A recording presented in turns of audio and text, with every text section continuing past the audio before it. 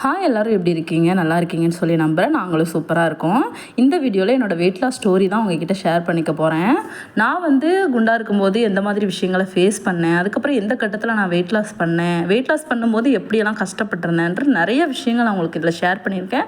கண்டிப்பாக ஸ்கிப் பண்ணாமல் லாஸ்ட் வரைக்கும் பாருங்கள். கண்டிப்பாக உங்களுக்கு ஒரு மோட்டிவேஷனாக இருக்கும் இந்த வீடியோ நம்புகிறேன். நான் இந்த வீடியோ உங்களுக்கு போர் அடிக்காமல் இருக்கணும் அப்படின்றதுக்காக என்னோடய ஃபோட்டோஸ் எல்லாமே உங்களுக்கு ஷேர் பண்ணியிருக்கேன். அதோடு தான் நம்ம இப்போ எங்களோட ஸ்டோரியை கண்டினியூ பண்ண போகிறோம். வாங்க வீடியோக்குள்ளே போகலாம். நான் கல்யாணத்துக்கு முன்னாடியே சப்பியாக தான் இருப்பேன். சின்ன வயசுலேருந்தே குண்டாக தான் இருப்பேன். நிறையா பேர் கிண்டல் பண்ண மாட்டாங்க. நிறைய கிண்டல்லாம் நான் கேட்டதில்லை. பட் ஒரு சில பேர் கிண்டல் பண்ணுவாங்க. எந்த மாதிரி கிண்டல்னு பார்த்தீங்கன்னா, நீ இப்போவே இவ்வளோ குண்டாக இருக்க, இன்னும் கல்யாணம் ஆயிடுச்சுன்னா நீ எந்த அளவுக்கு இருப்ப, ரொம்ப பெருசாகிடுவேன், யானை மாதிரி ஆயிடுவேன் அப்படிலாம் சொல்லி கிண்டல் பண்ணுவாங்க. ஒரு கட்டத்தில் நான் ரொம்ப வெக்ஸ் ஆகி வெயிட் லாஸ் பண்ணலான்னு சொல்லி ஸ்டார்ட் பண்ணியிருந்தேன். அப்போ என்னோடய வெயிட் 68. நான் ஸ்டார்ட் பண்ணும்போது பெரிய அளவுக்குள்ள எனக்கு நாலேஜ்லாம் எதுவுமே கிடையாது வெயிட் லாஸை பற்றி. காலையில் ஓட்ஸ் சாப்பிடுவேன், மதியம் ரைஸு வெஜிடபிள் சாப்பிடுவேன், நைட்டுக்கு ராகி தோசை மட்டும்தான் சாப்பிடுவேன். இப்படி சாப்பிட்டு 1 hour விடாமல் எக்ஸசைஸ் பண்ணுவேன். நான் டெய்லியும் நைட்டு தான் பண்ணுவேன். அந்த மாதிரி பண்ணி 3 மாதத்தில் நான் 13 கிலோ வரைக்கும் குறைச்சிருந்தேன். 3 மாதத்தில் 13 கிலோன்றது எனக்கு ரொம்ப பெரிய விஷயமா அப்போ தெரிஞ்சுது. ஃபைனலாக நான் என்னோடய வெயிட்டை 55 கிலோவுக்கு ரீச் பண்ணிட்டேன். கல்யாணத்தப்போ என்னோடய வெயிட் 55 கிலோ இருந்துச்சு. கல்யாணத்தோட என்னோடய ஃபோட்டோஸ் பார்த்தீங்கன்னாலே தெரியும். கல்யாணத்தப்போ நான் லீனாக அழகாக தான் இருப்பேன். ஃபஸ்ட்டு பாப்பா பிறக்கிறப்போ எனக்கு வெயிட் ஒரு 10 கிலோ இன்க்ரீஸ் ஆகி 74 கிட்ட நான் வந்துட்டேன். 74 வந்தப்போ ரொம்ப குண்டாக இருந்தேன்.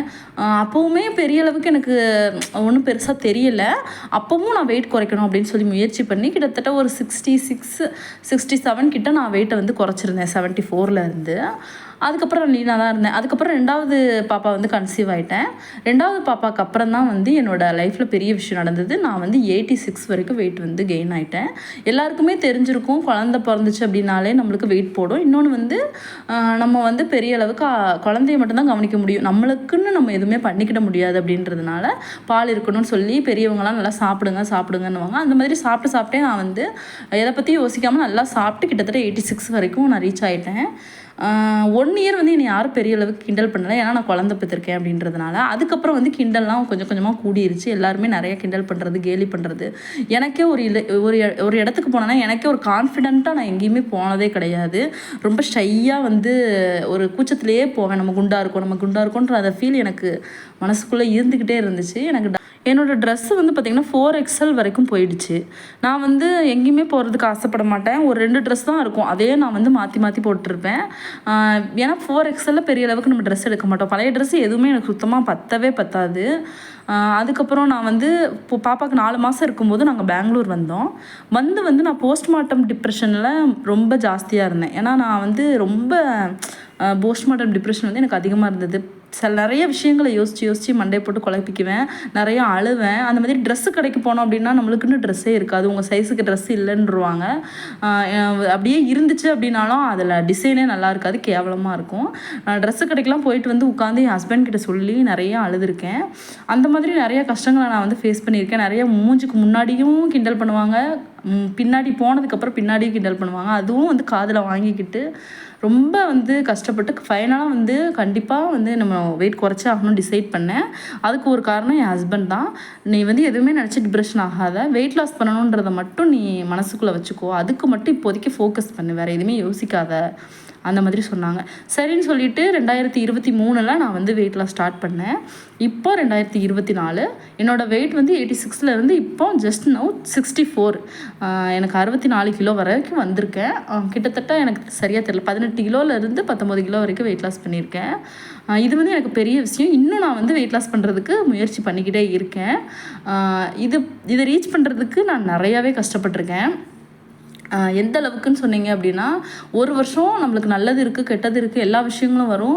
நான் ஊருக்கு போக வேண்டிய சுச்சுவேஷன் நிறையா வந்துச்சு. நான் 1 month 2 month ஊரில் இருக்கிற மாதிரி இருந்துச்சு. அப்போல்லாம் என்னால் டயட் ஃபாலோ பண்ணவே முடியாது, எக்ஸசைஸ் பண்ண முடியாது. முடிஞ்ச வரைக்கும் நான் இங்கே இருக்கும் பொழுது ஃபுல் அண்ட் ஃபுல் நான் எக்ஸசைஸ் கரெக்டாக பண்ணுவேன். 1 hour டயட்லேயும் கரெக்டாக இருப்பேன், ஃப்ரூட்ஸ் எடுத்துக்குவேன், ஒயிட் எல்லாமே அவாய்ட் பண்ணிட்டேன். நிறைய விஷயங்கள் நான் அவாய்ட் பண்ணியிருந்தேன். இதெல்லாம் டீட்டெயிலாக என்னால் இதில் சொல்ல முடியாது. இப்போதைக்கு என்னோடய ஸ்டோரி மட்டும் கேட்டுக்கோங்க. ஃப்யூச்சர் வீடியோவில் இந்த வீடியோஸ்க்கு போகிற ரிவ்யூஸ், அதுக்கப்புறம் வந்து இதில் வர கமெண்ட், இதை பொறுத்து ஃப்யூச்சரில் என்னோடய வெயிட் லாஸ்க்கு நான் என்னெல்லாம் பண்ணேன்ற வீடியோ உங்களுக்கு போடலாமான்றதை நான் உங்களுக்கு டிசைட் பண்ணுறேன். அதுக்கப்புறம் சின்ன சின்ன டிப்ஸு அந்த மாதிரி நிறைய விஷயங்கள் நான் உங்களுக்கு இதுக்கப்புறம் இந்த வியூஸை பொறுத்து நான் உங்களுக்கு கண்டிப்பாக கொடுக்குறேன். ஃபைனலாக வந்து 64 வந்ததுக்கப்புறம் என்னோடய பழைய ட்ரெஸ் எல்லாம் வந்து எனக்கு சேர ஆரம்பிச்சிது. அப்போ வந்து எனக்கு ரொம்ப ஹாப்பியாக இருந்துச்சு. இன்னொரு விஷயம் நான் உங்களுக்கு முக்கியமாக சொல்ல வேண்டியது என்னென்னா, குண்டாக இருக்கிறப்ப எல்லாருமே வந்து கிண்டல் பண்ணாங்க என்னைய. என்ன இவ்வளோ குண்டாக இருக்க, இப்படி இருக்க, அம்மா மாதிரி ஆகிட்ட, உங்கள் அம்மா மாதிரி, இதுக்கப்புறம் வெயிட்லாம் உன்னால் குறைக்கவே முடியாது, நீ இதுக்கப்புறமா குறைக்கிறது கஷ்டம், அந்த மாதிரி நீ சொந்தக்காரங்களே நிறையா பேர் சொன்னாங்க, இதுக்கப்புறம் வெயிட்டு குறைக்கவே முடியாது அப்படின்ட்டு.